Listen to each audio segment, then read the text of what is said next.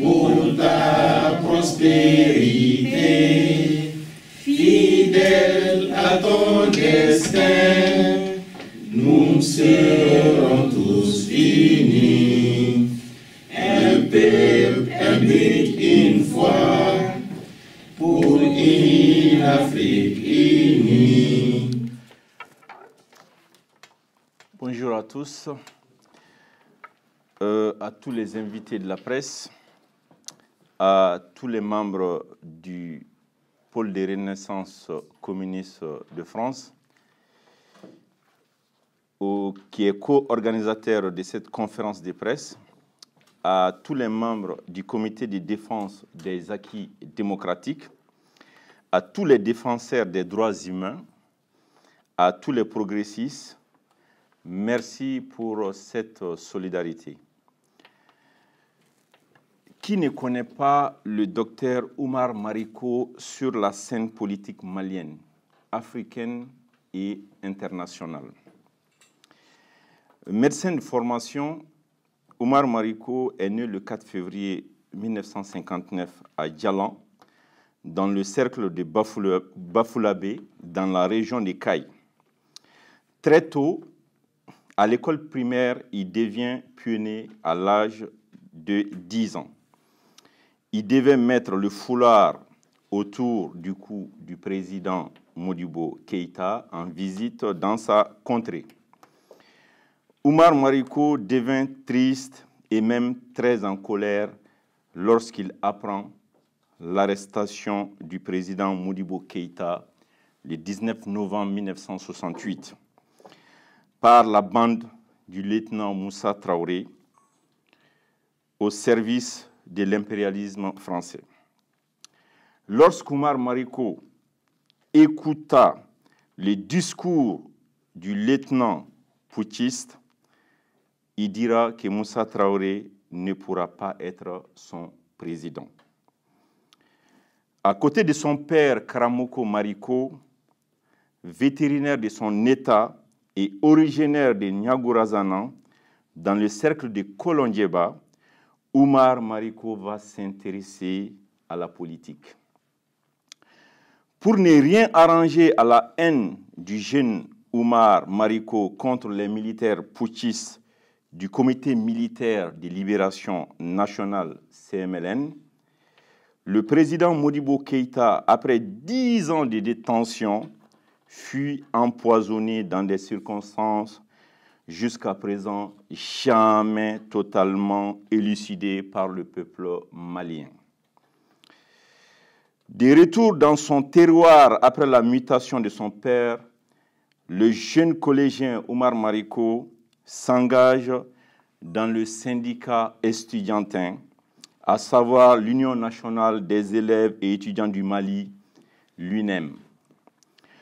Lorsqu'il décroche son diplôme d'études fondamentales, il est orienté au lycée de Badalabougou, communément appelé la colline du savoir, qui fait face dans les paysages de Bamako à la colline du pouvoir, qui représente le palais présidentiel, occupé par le dictateur Moussa Traoré. C'est à Bamako qu'Oumar Mariko rencontra des leaders estudiantins de l'époque, Djigiba Keïta d'IPPR, Tchébile Dramé, Abdul Karim Kamara d'I-Cabral, j'en passe. Dans les années 77 à 1980, la dictature procéda à des assassinats, à des déportations dans les bagnes de Taoudéni, Kidal, des tortures et contraint certains leaders estudiantins à l'exil, dont Victor Sy, Boniface Diarra, Tchébile Dramé, entre autres. Les leaders du mouvement, Aboubakar Kamara, Cabral et Ibrahim Sori Tchokari, furent assassinés en mars 1980 comme un prélude à la lutte pour la future génération. Suite à cette décapitation toute la décennie 1980-1990 est consacrée par le pouvoir militaire organisé en parti unique UDPM au musellement de toute velléité de quelconque organisation politique, associative ou à connotation syndicale ou politique. Oumar Mariko et ses camarades continuent la lutte dans la clandestinité, ce qui lui vaudra son emprisonnement en 1987 pour propos outranciers envers le général dictateur Moussa Traoré. Il fut condamné par la célèbre juge Manassa Danyoko après 11 mois de détention en prison. Le jeune étudiant Oumar Mariko, avec ses compagnons, décide de faire renaître l'ancienne organisation estudiantine UNEM un certain 27 octobre 1990 et le syndicat prend le nom de l'Association des élèves et étudiants du Mali, AEM. Cette association, à sa tête, Oumar Mariko, sera le fer de lance de l'insurrection populaire de mars 1991 qui engendra la chute du régime militaire au prix de plus de 200 morts et des centaines de blessés, dont la camarade Fatoumata Koné, présente à mes côtés. Le soldat de la démocratie malienne, le lieutenant-colonel Amadou Toumani Touré, à la tête de l'aile patriotique de l'armée malienne, se range aux côtés de son peuple pour arrêter le bain de sang. Oumar Mariko rentre de façon fracassante avec ses compagnons dans l'histoire du Mali pour l'éternité. C'est cette histoire et la mémoire collective que l'actuel Premier ministre Choguel Kokala Maïga veut piétiner et enterrer tout en souillant les martyrs de mars 91 par des propos négationnistes, indignes dans le but de falsifier notre histoire. Choguel Kokala Maïga a toujours été l'élève de Moussa Traoré et s'est toujours réclamé aux grandes dames du mouvement démocratique.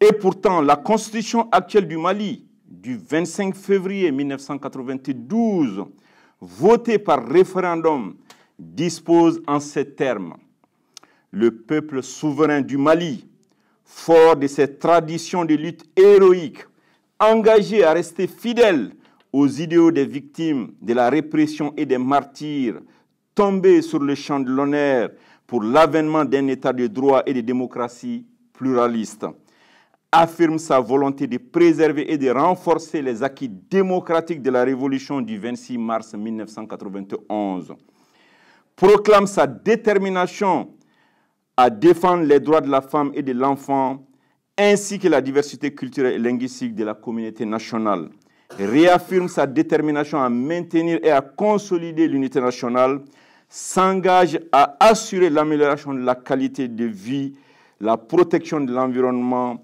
et du patrimoine culturel, souscrit à la Déclaration universelle des droits de l'homme du 10 décembre 1940.